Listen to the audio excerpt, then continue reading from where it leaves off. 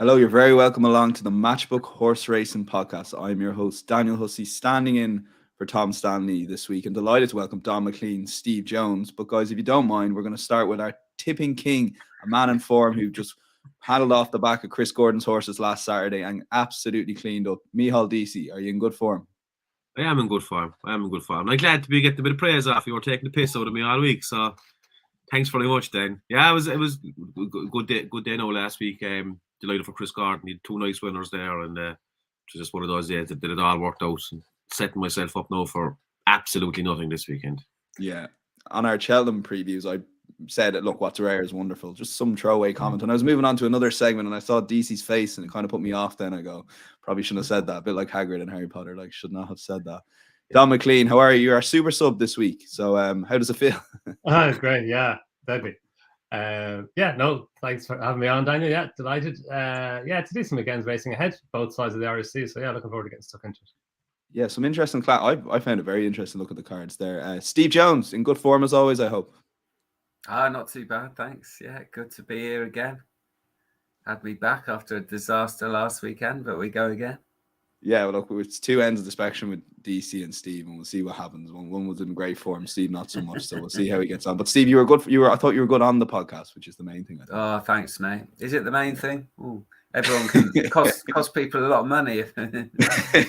That's very true. Yeah, but look, before we start, we do have our what we ran last week and podcast double the odds offer, and of course, if you got on Micheál Deasy's one in the Betfair hurdle or the other exchange hurdle, as we like to call it on the Matchbook betting exchange, the other exchange hurdle, that name has been christened by DC. You would have had double the odds. So for anybody who doesn't have a Matchbook account, you'd like to get involved, check out the description in your podcast feed now. Full details are there, and we'll get to that at the end of the show. But basically, enter the code podcast when signing up, and either Donn, DC, myself, or Steve's best bet, you get double the odds. Can't ask fairer than that. We'll get cracking straight into it. I was a bit harsh on myself because Tom Stanley owes me a pint because Hitman didn't jump the first in front and he got beat. So yeah, I was a bit harsh on myself. Do you want to give a quick context? Anyone could see that Hitman was going to get beat. Yeah, so it's just about Steve, though. You only found one too good in the end, but you did get that right. Paul Nichols is quite bullish about him for the Ryanair in Cheltenham. Any thoughts on that, Steve? Best of luck. Very best of luck. You heard it here first. Let's get straight into it because we do have plenty of races to cover. We will start with the Ascot Chase and we will take a look at the betting that we currently have on matchbook.com. You can currently back the Fakir Duri is the current favorite at around 2.96 currently. Shishkin is available at 3.4, quite short. Pick Duri is 3.75, Middersbank 11.0, First Flow 23.0, and 67.0. The rag of the field, I write. DC, set up this race for us. Yeah, so we have last year's winner, Fakir Duri, turning up. I suppose his seasonal the seasonal plans have kind of changed now that Alho's out of the Ryanair. He's probably going to go for that. Shishkin is on a recovery mission. Hasn't run well since beating an Argamine at Ascot last season. Pick Dory is the potential improver. He was always going to be a better chaser than he was a hurdler. And he's just improving as he gets older. Miller's banked in as well. First run after wind surgery. He's a possible. I know that you like him for the place, then I let you make that the case in a minute. Then you First Flow, and I write. This is his first time in a while he's come down in distance. I presume he'll be the front runner. And again, First Flow is back to the course where he had his greatest victory. And he was when I looked at a good bit, but I don't think the ground is going to be soft enough for him. So I might as well just drive on with my pick. I'm going for Fakir Duri. I think this is obviously he won it last year. He'll have been aimed at this. The way I looked at it is that he just has to run to form and should win this again. Shishkin has to improve massively, and Pick Dory has yet to prove that he is at this level. So I know it's boring going for a favour, but I think Fakir should be able to win this.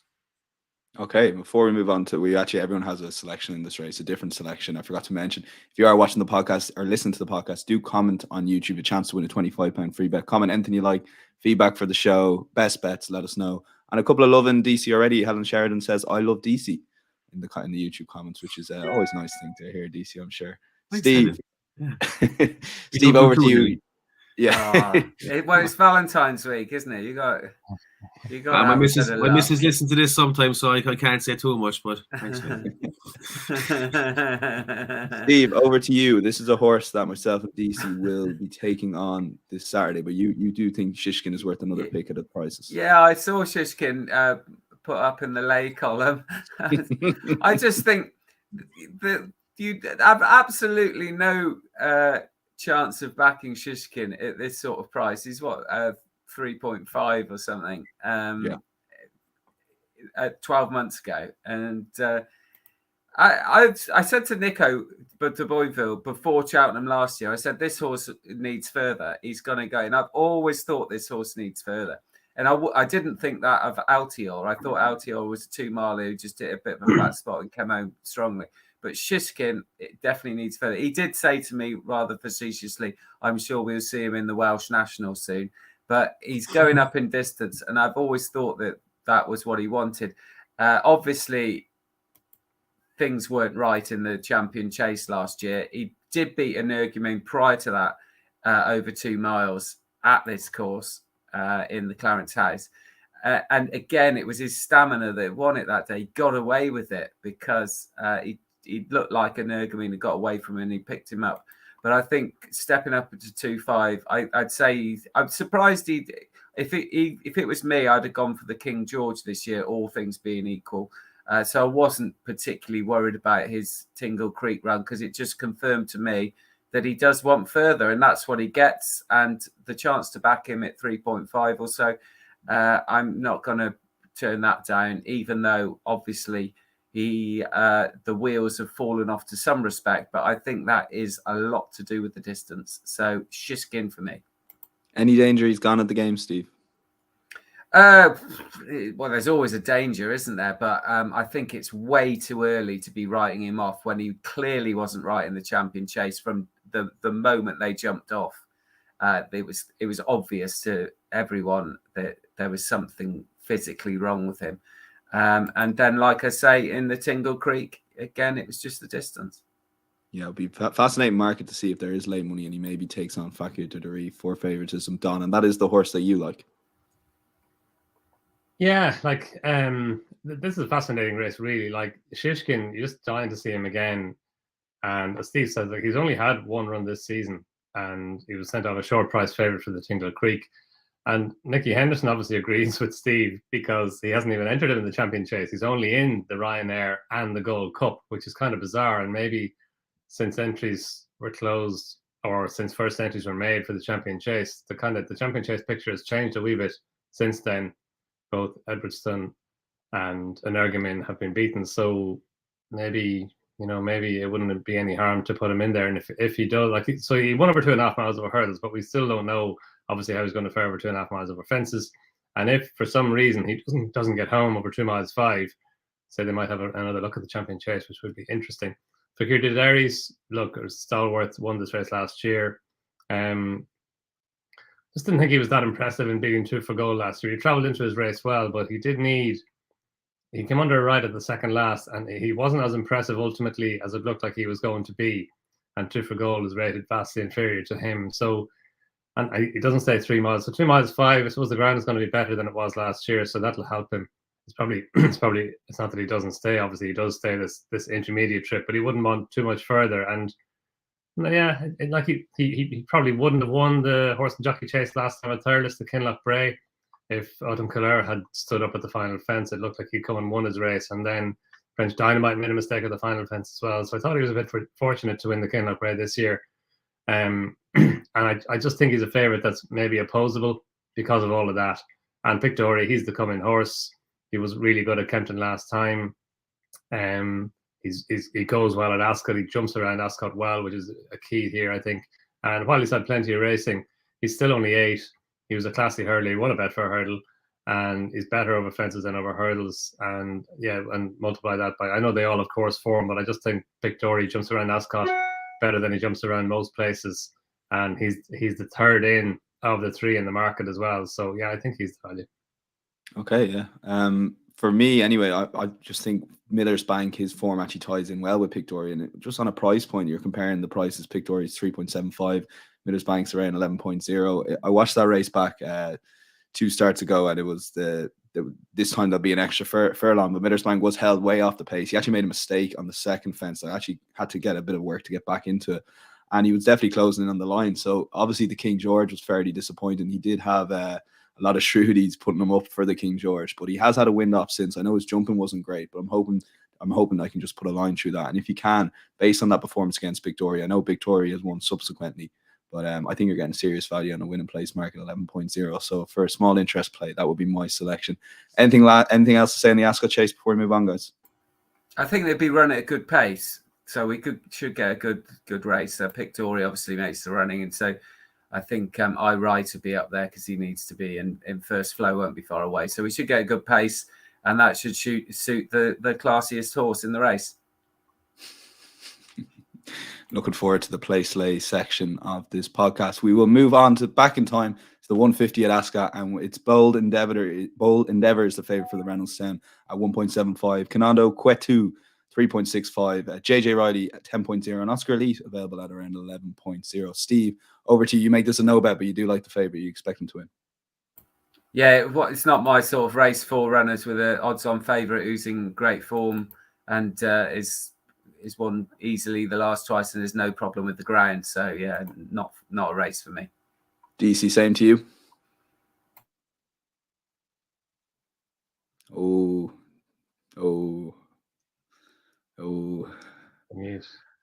The mute monster. I thought I was after freezing there. Forgot about the mute. Sorry. What is it? Oh yeah. He's a ground dependent horse. The ground is supposed to be good at Ascot. Even though the going stick on the BHA website is 5.6, which means it's heavy ground, but you take no loss to that.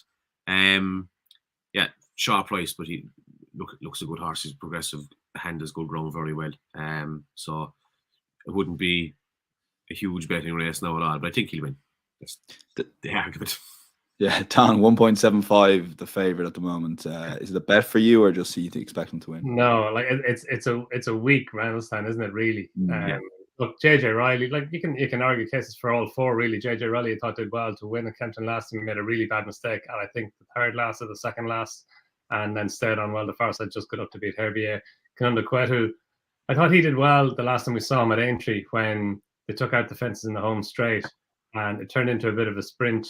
He was over in the far side. He was short of room at the final when they bypassed the final fence, and he did well to pick up as well as he did to beat Your Own Story. And Your Own Story didn't run badly at Sandown yesterday in a contest that wasn't a good enough test of stamina, and he stayed on well to finish second yesterday. But I think Cananda Quetu beat him well, and look, he hasn't run since then. He's a horse that does want good ground, so ground should be in his favour, and he's coming back after a break. But Bold Endeavour, I thought, again, he won well at Doncaster last time. He jumped to his right, so he should be better now going back right-handed. He's a stoutly bred horse as well. His dam's a half-sister to Shady Operator, so he's a horse who it does stay as well. It was 2.5 miles at Doncaster the last time. I think the step back up to 3 miles should suit him, and yeah, he's a worthy favourite in a weak Reynolds-Town, I think. Yeah, just for a play for me and picking up a little bit on some of the points Don made, and Canando Quetu, although I heard him pronounce Canando Quet the last day, but it's a small bet for me. It's obviously 5 over 5 over fences. We love the trip here versus a favourite who is unexposed to the trip, but still there is that small bit of stamina doubt. So I did think there was a bit of pace in the race. I think JJ Riley will make the running, probably maybe take on Bold Endeavour perhaps. And that Sam England stable has been running well last couple of weeks. A lot of seconds in there as well as looking at it. So I think it's definitely worth a small interest play if you're watching on the ITV slate. We will move on to the Haydock, first race at Haydock, the 205, the Reynolds-Town Hurdle, and take a look at the betting that we currently have in the Matchbook Betting Exchange. You can back Earn River 3.75, Green Book 4.08, Ashtown Lad 4.53, Itchy Feet, Ollie Murphy, brand ambassador 5.22, 9.62 Wakul, and bigger prices the rest. Steve, we agree on this one? Yeah, I was really impressed with Itchy Feet last time. That was only a handicap, but you look at the back form of this horse and it's pretty good. It was obviously placed in the Supreme Novices Hurdle and went on to be a Grade 1 winner over fences. So has the class. Lost his way big time over fences, clearly didn't enjoy it. But still had some good form last season, was second to Brave Man's Game over this track. And since switching to hurdles last time at Huntingdon. It's rather annoying because he was in, I think, a race at Haydock that was abandoned where I quite fancied. I backed him at a decent price. And then the next week he came out and won at Huntingdon at 20-1. But he travelled really well. And the other thing, he didn't always jump hurdles very well back in the day, but I thought he jumped really nicely. He just seemed a happy horse at Huntingdon. He clearly stays well. He'll just pop out on the front end. He's got no problem with the ground. I think he's way overpriced, considering this isn't a strong grade 2. When you look at some of the horses that have won this race down the years, it's not a particularly high quality renewal. And I think he should be favourite at Itchy Feet. And the fact he's not means he's a good bet, in my opinion. And around, I think, 5.5, something like that, I think that's a really good bet. Yeah, Matchbook Ambassador, obviously, Ollie Murphy. I do a 10-minute section with him every week. It is in your podcast feed now. If you do want to get his comments on Itchy Feet, I asked him, obviously, he won the Pertemps qualifier. He's qualified for Cheltenham. I asked why he was taking on this. He definitely saw an opportunity to clean up with some prize money. And I know Steve Jones loves his ratings, but he is the joint highest rated horse in the race here. So I definitely think there's a chance. He could get an easy lead here as well, like he did the last day. Could definitely see him to good effect. And Don, I actually didn't realize that you're also on Itchy Feet here as well. Yeah, no, like Steve, like the fences were getting in his way, weren't they? He was never fluent over his fences, and he was a high class hurdler even as a novice. And then he got up, he reached a mark in the mid 150s over fences. Then the last day, hunting back over hurdles, where he jumped really well, as Steve said, and he won well. He was a 20-1 shot. He won with more in hand than the winning margin. He's back up to a mark of 143 now. So look, it's a high rating to take into this race. Obviously, it's a grade 2 race, but he's one of the, as Dan was saying there, he's the highest rated horse in it, and as well as that, he's rated even higher, or he was rated even higher over fences. So he's got the potential to be better than his current hurdles mark suggests he is. He's into the race on a high. The ground is good. He was beaten in the Rendlesham a couple of years ago. He was well beaten when he was sent off as favourite, actually, but that was on soft ground. He didn't jump well, and that race worked out well, actually, in the end. But I just thought that, back over hurdles the last day, he was much happier. If he jumps as well as he did that day on similar type of ground, then I think he's overpriced. I do like Greenbrook. I thought he did well to win the last day, the Heroes handicap hurdle at Sandown. He got a £5 mark for that, which leaves him £4 below Itchy Feet. He has to give him £4, so in theory he's £8 poorly in. I don't subscribe too much to that. If this race is at Sandown, I'd give Greenbrook a much better chance.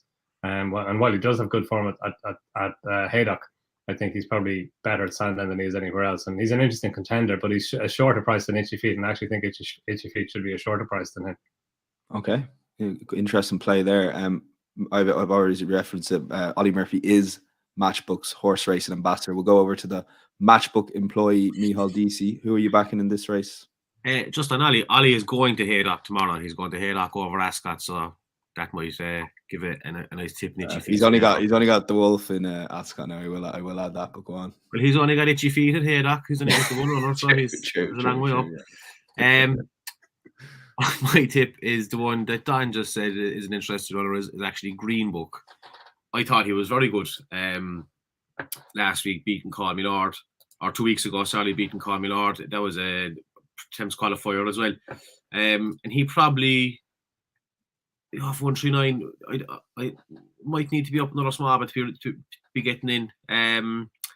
And I think Venetia is coming back into form. I think Venetia was really, really out of form there over Christmas and in January, but her horses are running better. She's getting a few winners. This is one of the most recent winners, obviously. And again, he's not a huge price, but the fact that she is putting them out 2 weeks after that win, I think is a good sign. He is badly off at Itchy Feet, but I think he's quite progressive. I think he's a nice horse, and I'm happy enough to have a little bet in him win on in this. Okay, yeah, that's 3 shouts for Itchy Feet, and then 1. Yes, go on, Steve, carry on. Can I just say, I'm not surprised Ollie's going to Haydock, because the Wolf's enough to give anyone Itchy Feet. So I quite agree with him going up to Haydock. The 225 at Ascot. This is a competitive handicap chase. We'll take a look at the betting as we have it at matchbook.com. The Swinley handicap chase. Captain Ord is the favourite at around 6.29. Phoenix Way is 6.5. The other Harry Fry horse, Rebels Hill, 7.0. Danny Kerwin, 7.5. Lascalin 8.0, Dorkin Lad 14.7, and it's 15.0 and bigger the rest. Don, I'll hand this one over to you. Yeah, I like Phoenix Way quite a bit actually. I just think this is his race. His run at Cheltenham the last day in the handicap chase there at the January meeting, it was a really good run. He was back in the field early on. It was a race in which the pace held up well. He made a bad mistake at the first stitch down the far side, and he made lovely ground down the hill and travelled really well into the home straight. It looked like he was going to be involved, but I suppose maybe the energy that he had to expend in order to get into a challenging position, that probably told in the end. And El Redoto and Fugitive, they went ahead and they had it between them. Phoenix Way just lost out on third place to Precious Eleanor, but El Redoto and Fugitive, they'd both been handy from early. It was a race in which the pace held up really well. It was a meeting actually at which the pace held up well. So he did well to get as close as he got. And actually the handicapper dropped him by £2 for that to mark 140, which was a bonus. And then now he's gone back to Ascot, where he's run twice at Ascot over fences there, and he's run really well on both occasions. He finished second in the Silver Cup there last season. And then last January, he won handicap chase there over 2 miles 5. 3 miles suits him well. He stayed that trip before, like in that Silver Cup. And I just think that this might have been his target for a little while. Lorcan Murphy takes £3 off. That's positive. And yeah, I think he's a horse who does, like, he's 10 years old, but he's still relatively lightly raced for a 10-year-old. And he's got pretty much everything in his favour. I should handle the ground well. The trip is probably ideal. The track, he's proven at it. And this probably has been his target for a little while. So yeah, I think he's got loads in his favour. Yeah, I completely agree on Phoenix Way. Be one of my strongest fancies of the day. Loves Ascot and decent ground. As Don said, he actually made a bad error last time out, went fourth, and he's off the same mark he was when winning at this course this time last year, a couple of weeks before this time last year. So I think he's a cracking bet here. Steve, over to you. Well, it's interesting because Phoenix Way finished fourth last time at Cheltenham, over 2.5, and just behind him, just look how many he was, 3.5 lengths behind was One True King, and he's 4 times the price. And he was also plugging on in a manner of a horse that I think definitely wants to step up in distance again. He has run a few times over 3 miles. In fact, one over 2.7 over hurdles. The only time he's tackled 3 miles over fences was on soft ground, and he doesn't really cope with it as well, or certainly doesn't like it as well as good ground. And over fences, the good ground helps his jumping. And I thought he jumped a lot better than he has done last time. And I think going up to 3 miles will help him. And I'm sure he's well handicapped. So everything seems to have clicked in for place for One True King, who's trained by Nigel Twiston Davis. He's ridden by an amateur jockey, James Turner, but he rode him last time, so I'm not worried about that. And that £7 claim he's got takes this horse down to a really low weight. And I think there's a lot of potential in here for him. So One True King, who's about 17.0, and we can go in winning place. So One True King for me at the Royal Track. Can't argue in terms of the price in there. DC, over to you. The other Harry Fry horse is the horse you like. Yeah, and I should just add an asterisk to this. He could be a potential non-runner. If the ground is good. He was pulled out there recently at Doncaster because the ground is good. Now Ascot has gone good to soft today, so hopefully it'll be all right for him. But the horse I like is Rebels Hill. So he started off the season. He ran over 2 mile 5 at Ascot, and he was beaten by your darling Ben Pauling's horse. He was giving him £10 that day, but that was a fine run. And on the back of that, he went off favourite for the London National over 3 mile 5 at Sandown, carrying a big weight. He was carrying a 11.10 that day. So he just, like, 2 mile 5 might have been a bit short from 3 mile 5 on soft ground at Sandown was too long for him. I think he kind of dropped 3 mile around Ascot here now. I mean, he's good course form.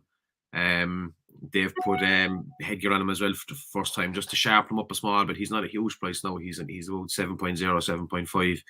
But I think they've found a nice race from here. If Noel Feely has anything to do with the race planning, like Noel Feely they're a good syndicate. They're getting good horses, and he's fairly shrewd. So I like him at this, but it would probably only be a win bet at the price he is, because he's, again, as I said, now he's about 7.5. So yeah, That's a win bet. That's Rebels Hill for DC. And before we move on, I did want to give an honorable mention. I will be having a small win bet on the Wolf. So Matchbook Ambassador Ollie Murphy describes him as an enigma. I don't want to ask Steve what he would describe him as, but he is moving down the weight. I thought he ran very well last time out of Musselburgh over a longer trip. So I think the step back in trip will suit. And he is one of these horses, as Ollie says himself, that might just pop up and win a handicap like this. And I think he's a horse you want to be backing at this sort of price, around 20, 25.0, as opposed to anything shorter than that. So I think he's definitely worth a small play there. We will move on to one of my favorite races of the day. It's the 240 at Haydock. It's a Grand National trial. This is always a brilliant race to watch. We'll take a look at the betting as we have it on matchbook.com. You can currently back Fontaine Collonge at 5.6, Bristol de Mai on old favorite 8.8, Small Present is 11.3, the same price as Quick Wave and Omar Moretti. Not a Chance is around the same at around 13.0. The Two Amigos, the same price and bigger the rest. DC will hand over to you a couple of interesting plays, and you want to play these maybe a quarter of your stake on the win place or on the win part, and then 3/4 on the place bet. Yeah, this is the kind of race now that I could end up having 7 or 8 back if I don't top on myself. So I'll just 2 quick ones there now. First one is Venetia's horse Quick Wave. It was between him and Fontaine Collonge for me, but I just gone for the bigger price. Like, Quick Wave went off favourite for the Welsh Grand National, and he was absolutely smashed up for it.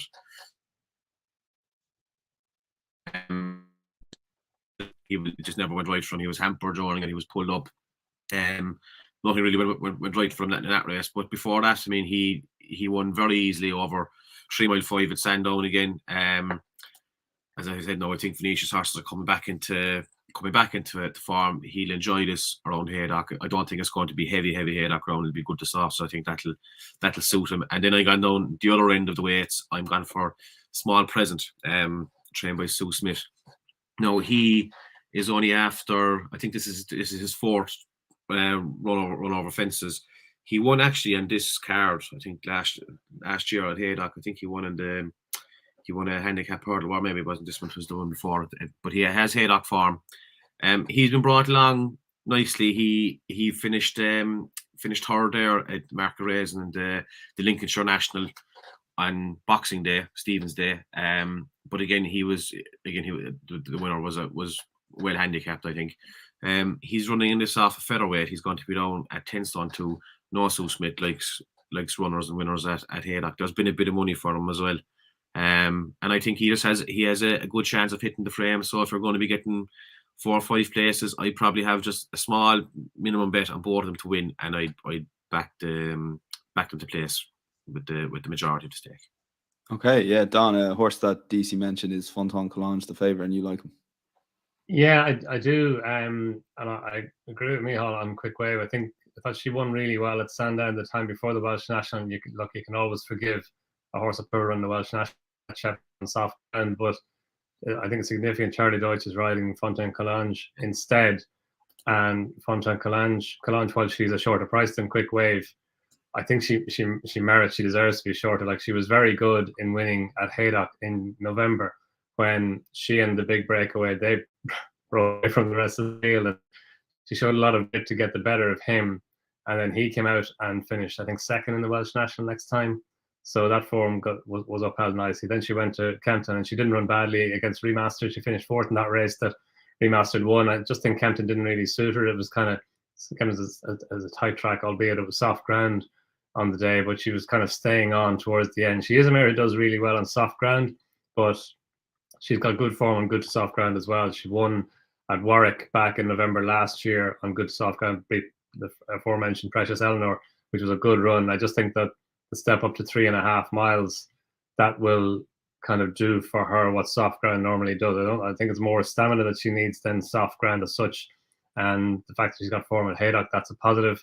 She's bred for stamina. She's at a half sister to Neptune Collonge. When she won that Haydock race, that was her first run since January. I think it was Venetia Williams' first winner since April. So she kind of outran stable form, if that makes sense. And she's just had the one run at Haydock. She's won it. And yeah, I just think that off a mark of 137, which is the same mark as last time, it's only £5 higher than the mark off which she won at Haydock back in November. I think that's fair. And I'm sure Venetia Williams, given the course form, has had this race in mind for a while. Charlie Deutsch back on board. Yeah, I think she's got a lot in her favour. Okay, yeah, that's an interesting play for Don. Before I hand over to you, Steve, I'm going for Bristol the Mai at Haydock. I think he won't run unless the ground is soft enough, which I think it just about is at Haydock. I know they've been watering it, and he was second in the race last year before getting awarded subsequently. But I know he's 12 now, but he is £9 lower than he was last year. So I think the handicapper's giving him a bit of a squeak here. So he's going to run his race, and while there may be better handicap horses in the race, he's definitely, for me, still a solid play despite the fact he's 12. Steve, over to you. Yeah, I wouldn't worry about his age because 3 of the last 4 winners of this race have been double figures in age. And I'd always lean towards an older horse over this sort of staying distance. The Grand National historically has been very similar. I'm in agreement with Micheál and Don in that Venetia Williams has got an exceptional chance of winning this. I nearly came down on Quick Wave, but I just couldn't resist the temptation of the one that no one's mentioned, is Cloudy Glen, who is what is he, about 26.0 or something like that, 29. And just purely on his record first time out. He hasn't run since last January, so he hasn't run for more than a year, but he won the the Coral Gold Cup at Newbury now, first time out the previous season. He also won the Southern National first time out the previous season. He didn't win first time out the previous season to that, but then he won at Haydock over hurdles first time out. So his record fresh is absolutely sensational. And you don't really need to worry about his form later in the season because he is at his very best first time out. And then it sort of drops off. But he was second in the Kim Muir at the Cheltenham Festival a couple of seasons ago. So he's a horse with a lot of class. And even though he's 10, and he wouldn't be obviously the best handicapped in here, he's £5 higher than that Newbury win. I think I just can't resist it, basically, that he is such a big price with a horse that has got really among the best form in there, that Newbury win. And he is an absolutely superb record first time out. Okay, yeah. So win in place. Winning place, Cloudy Glen, Bristol the Mai for myself. Yes, Dees, come in before. Oh, Dees. When we have the hand up, we expect the mute button to be... It's just on Cloudy Glen. He's right on the cusp of 145, which I think is the cut-off for the Kim Muir. And would they want to be winning this race and going up £7, they can sneak into the Kim Muir off 145? And he ran a lovely race and had a few years ago, beaten by Mount Dida in one of the most insane rides of any jockey ever at the festival.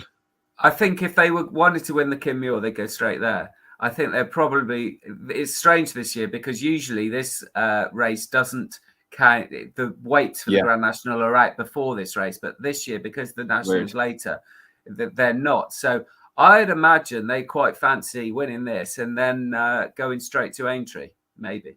I don't know, but that was my reading of it. Yeah. Okay, good response from Steve. Kind of sticks to his guns there in Cloudy Glen. Bristol. At least I wasn't muted when I was talking about it. See, I'm cutting all that out.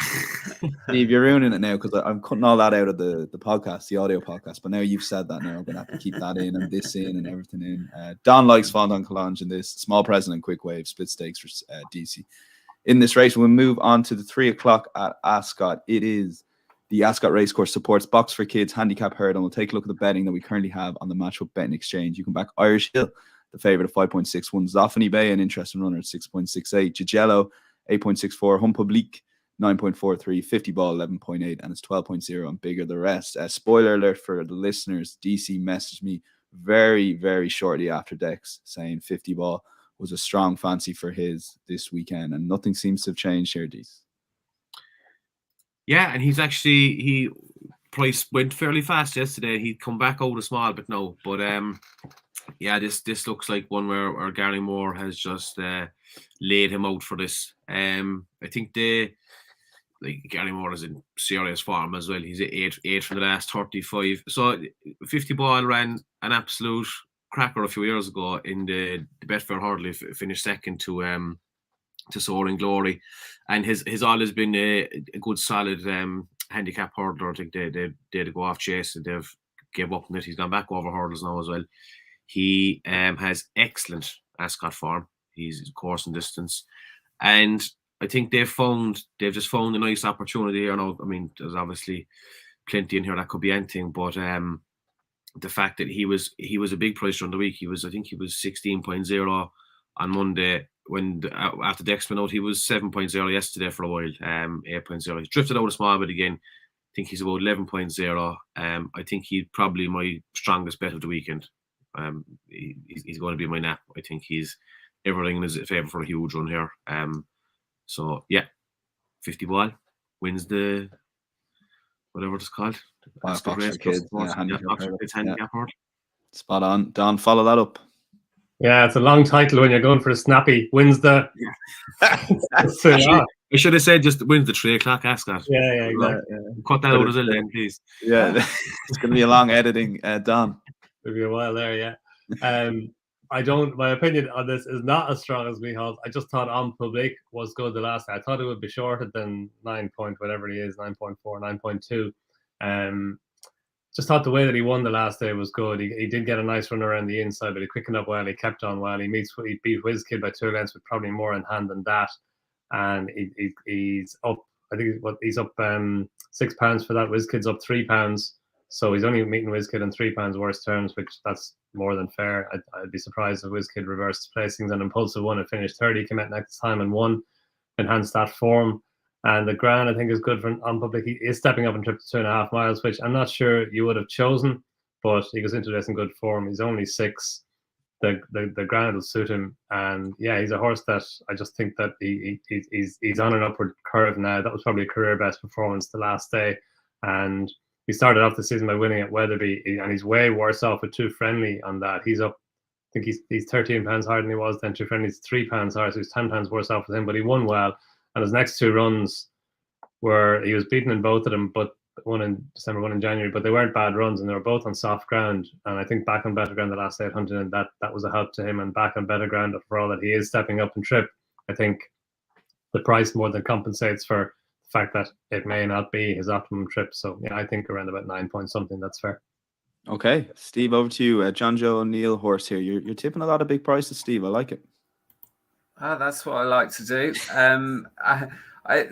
Deasy's 50 ball was pulled up in the Lanzarote hurdle, and so was my horse, Petit Tonnerre, who was nearly brought down at the second, and it was a real strange race. It was running really soft ground, and only 4 finishes out of 20 runners sort of summed it up. So I wouldn't worry about that at all. And the fact that he was nearly brought down at the second and he didn't even make it to halfway, I think means he didn't get a hard race. Previous to that, he'd been second to Red Risk at Newbury, and Red Risk went on to be beaten the width of a fag paper in the Lanzarote. So that form has worked out very well. This horse has only had 5 starts since coming over from France, where he had decent form. And his jumping wasn't particularly great when he first came over. He made a lot of mistakes at Aintree in the Grade 1 Juvenile last at the Grand National meeting. And he's taken a little while to take to the English hurdles, but his jumping at Newbury was good. And I think there's a lot of upside to this horse. I think he's well handicapped, even though he's nearly top weight. But I think he might just be a bit better than this grade. And for that reason, it's Petit Tonnerre for me, who is around about 12.0. Yeah, another double figure shot for Steve. Yeah, another winning place. Another winning place for Steve here. So, look, I went around this race for a while, but I'm come down the side. Softly Bay could be anything. This is my sort of horse now. Won a listed handicap in a toy, hasn't been seen for over 700 days. But I was looking at Peter Fye's record of bringing horses over to the UK at 9 wins from 42, a 21% strike rate. Steve Jones, if I asked you what would be your P&L for £1 stake to that, what would you say? Oh, he trains Peregrine Run, doesn't he, Peter Fye? Is that right? He's done really well over here. I would say profit and loss. He'd probably had a good few price winners in there. 60. Nah, you've ruined it for me now, Steve. Plus £46 to the £1. Pretty good, isn't it? It's pretty good. Thanks for that, Steve. It is pretty good, yeah. Not as good as I was hoping you'd say plus 20 there. But look, Aidan. Well, I wasn't gonna say -3. To be fair, was I? Aidan Cohen's an interesting jockey booking too as well. So I think this is set up for a well handicapped horse, and it is a bit of a risk considering his length of time off the track, and obviously it's hard to kind of judge French form. But yeah, I just think he's a really interesting play here. So he'll be the horse I'll be backing in this race at 3 o'clock at Ascot. We'll move on to the Kingwell, the 3:12 of Wincanton, ITV's only race from Wincanton on Saturday. We'll take a look at the betting as we have it at matchbook.com. This is an interesting sort of rematch on a different trip and track for First Street, who's 2.5. Nappers Hill, 2.75. I like to move at 4.33. And the rag of the field is Global Citizen. Don, over to you on this one, the Kingwell. Yeah, it's a really interesting race, isn't it?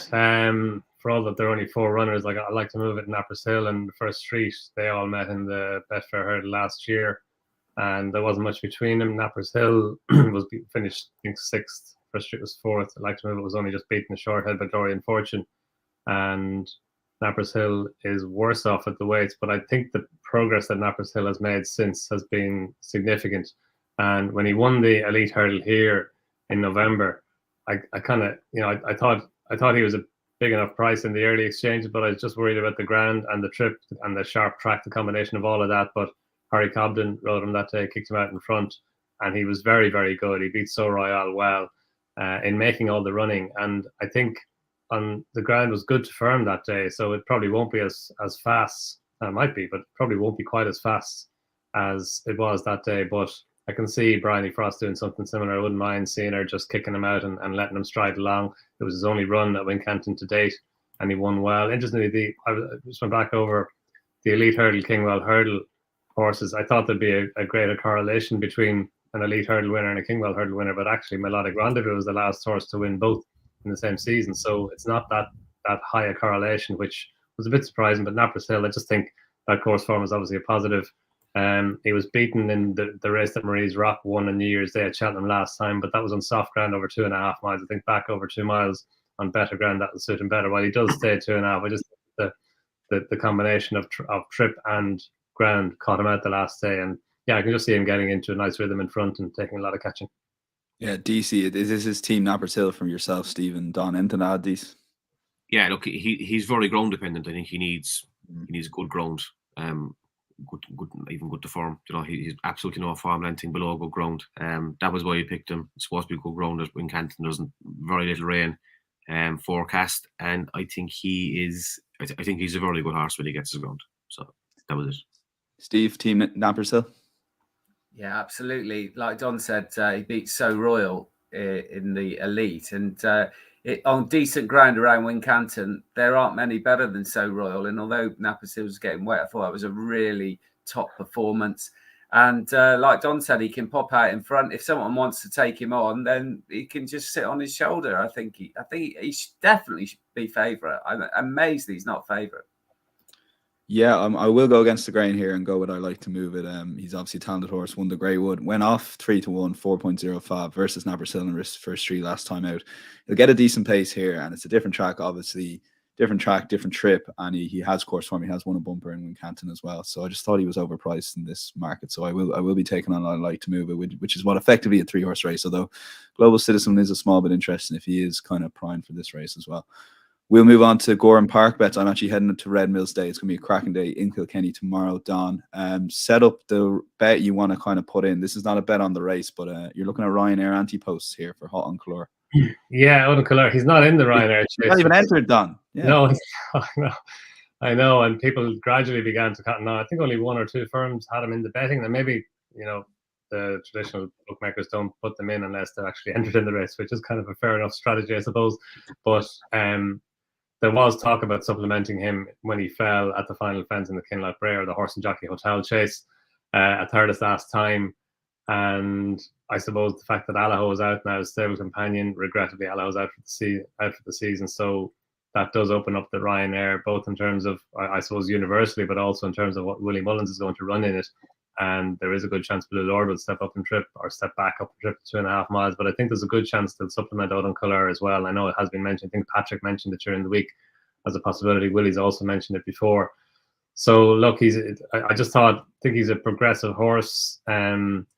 He's got good Cheltenham form as well. I think it was his first run for Willie Mullins when he ran the Triumph Hurdle and finished 3rd behind Calixius. That was his first, and he was free that day as well. He was very keen through the early stages of the race. So he did well to finish as close as he did to Calixios, and he's only won once over fences. But I think it's almost safe to assume he would have won the Horse and Jockey Hotel Chase last time if he hadn't come down at the final fence. Brian Cooper gave him a lovely ride that day. He rode him out the back, delivered him with a perfectly timed run. He took it up at the final fence, and it was a strange fall as well. It was kind of a fall similar to Galopin des Champs because in the Turnage Chase last season, because he jumped the fence well, and you just kind of ready for him to go on and win his race, and then he just crumpled. He just didn't seem to have his landing gear out properly or brace for the impact on landing. But you can allow him that. And yeah, look, it's going to be a really interesting race, and I'm looking forward lots to seeing Capodanno out again. He's making a seasonal debut in this race in the Red Mills Chase.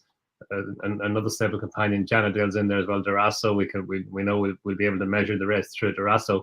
Janadale's making his seasonal debut as well, and Battle Over Doyen in there as well. But of them all, I think Odin Couleur he's the most interesting of them all. And it just might make sense to take the price about him now for the Ryanair Chase before he runs, because if he runs and wins the Red Mills Chase, then it would be very surprising if they don't supplement him to the race. And if that all happens, he'll probably be a fair bit shorter for the Ryanair Chase than he is now. Absolutely. A Matchbook Betting Exchange, actually the current best price in the odds checker grid on Hot and Couleur, 10.0. That is an all-in price, but it is still the best price by a considerable distance on the odds checker grid. If you do want to check out Hot and Couleur or any of our anti-post markets, we could invariably be bigger prices on a lot of those races. If you do still like betting anti-post as opposed to the non-runner no bet, I will side with Janahill on that on this race. Janahill and Capodanno. I saw someone on Twitter. Now, hopefully one of you guys gets this joke, but it's the Ian Wright, I thought you was dead Twitter, and that's where I'm at with Janadil and Capodanno. I mean, if you read Capodanno's and Willie Mullins' stable tours this season, or before the season, you would have seen he'd have been his horse to follow, his Gold Cup horse as well. He was also our own Don McClean's horse to follow, Capodanno. So he's very interesting. He is getting a graded penalty in this race, which is why I'm siding with Janadil. I expect Capodanno to run well, but Janadil obviously has form that ties in with Allaho, 14 lengths second to him last year in the Ryanair, 2 lengths on seasonal debut. Off a break is a slight worry, but he does go well French. He obviously has a fresh, he hasn't been seen since being pulled up in the Punchestown Gold Cup. So Janadil may be my play as well, and a small bet on Dr. Brav and the 217 at Gowran. I think this is the two favourites in this will be Sharjah and Phil Dore going back over hurdles. I just think that it's right for those two horses to underperform. Dr. Bravo was getting weight. He was a good second behind Dark Raven 2 starts ago.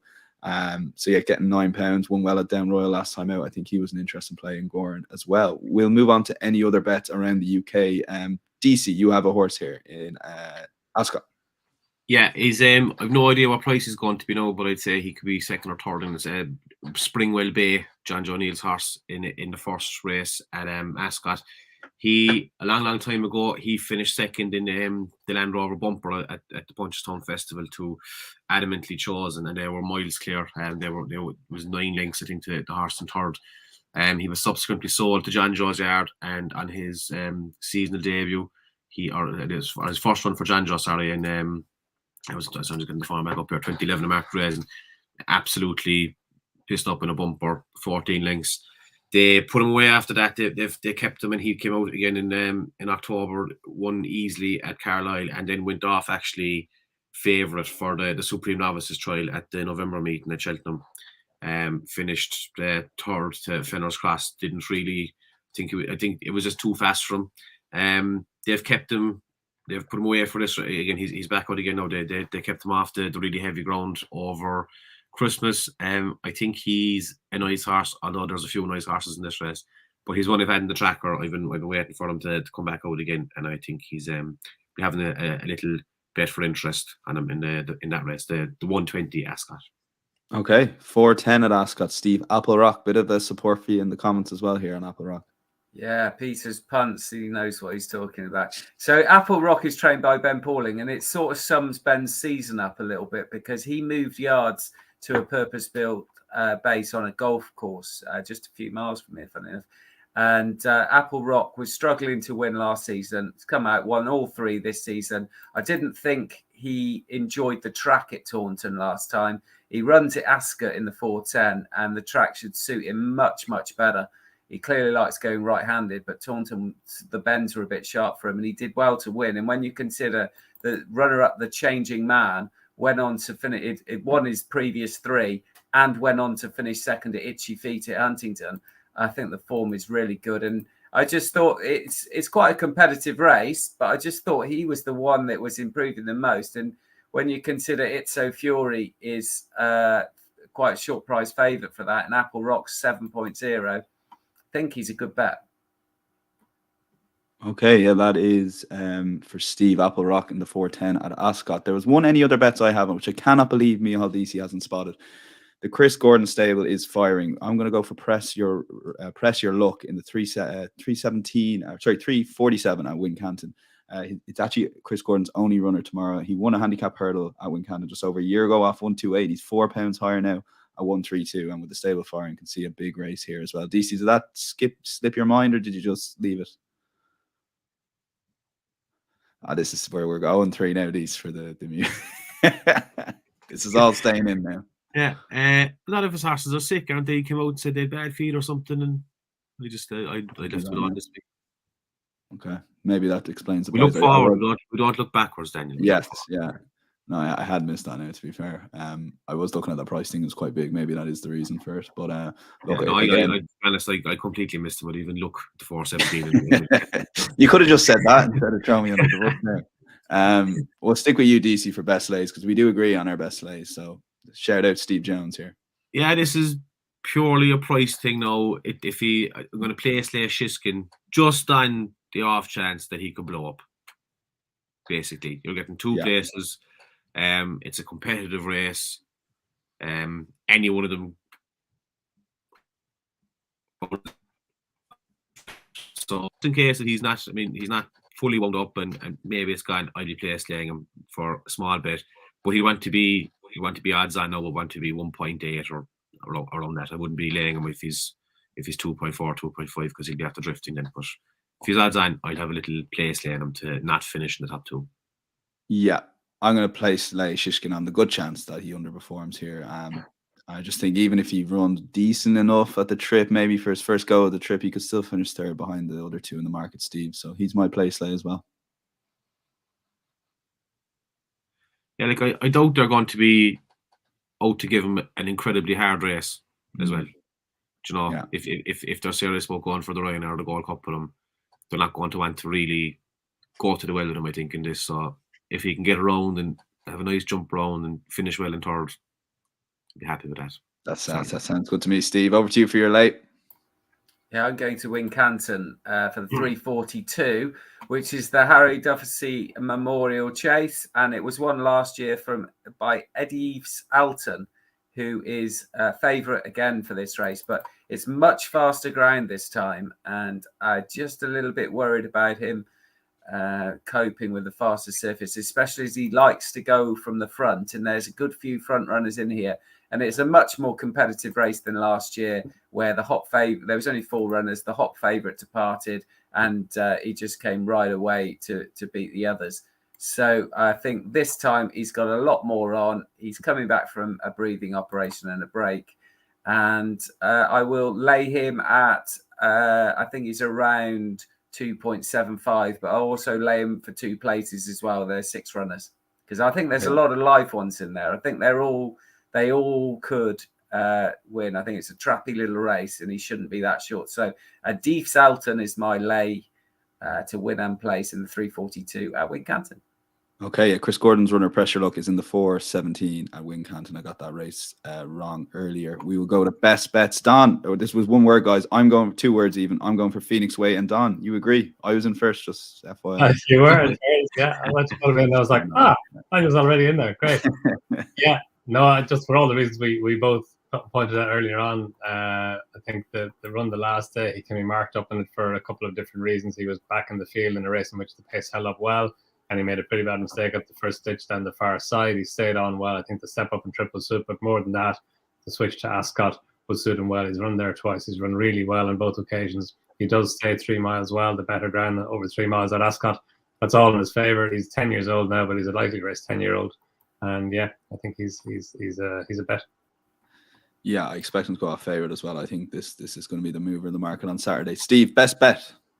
Itchy Feet at Haydock in the whatever it is, the 205, the Rendlesham Hurdle. So after coming back to form, returned to hurdles last time at Huntingdon. I think he's a really good bet. I think he should be. Well, I think he should be favourite, and he's not. He's third or fourth favourite.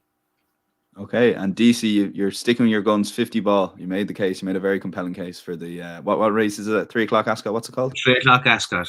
50 ball. Gary Moore takes home the 3 o'clock Ascot. Yeah, that sounds good to me. Phoenix Way is also mine, as Don alluded to there. I'm really interested in him. We are done. My thanks to Dom, my thanks to DC, my thanks to Steve. Incidentally, any of those podcast bets, if you don't have a matchbook account, you can get double the odds on podcast bets, up to £50 in cash. All you have to do is check out the terms and conditions in the description. That's up to £50, double the odds. Insights.matchbook.com. Place to find all full recap on Friday afternoon, the horse racing tips mentioned here. And we'll be back Monday with a Cheltenham podcast, myself, DC, and Matt Toombs. Until then, enjoy your weekend, enjoy the race, and gamble responsibly. And we'll chat to you next week. Bye-bye.